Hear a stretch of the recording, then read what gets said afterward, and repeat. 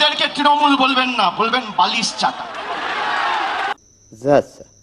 খালি বিসি বললেই হবে। বিসি, বিসির অনেক মানে হয়। বালিশ চাটা, আমি আর বেশি কিছু বললাম না। 5 ওয়াট 10 ওয়াটের বাল্ব, সে এখন ভাবছে আমি হ্যালোজিন হয়ে গেছি।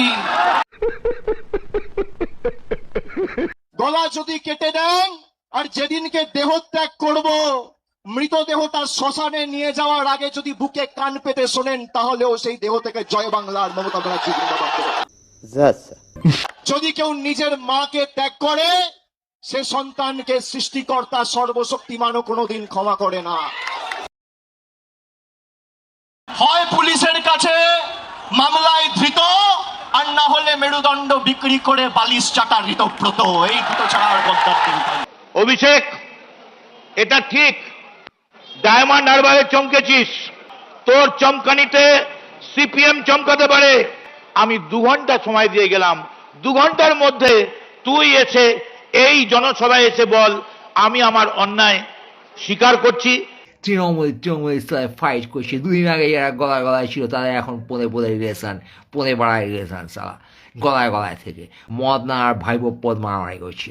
একজন আর একজনকে চ্যালেঞ্জ দিচ্ছে, তোকে 2 ঘন্টার মধ্যেই করে দেবো। ভোটের আগেও বসে তরপাচ্ছিল, ভোটের পথে বসে তরপাচ্ছে।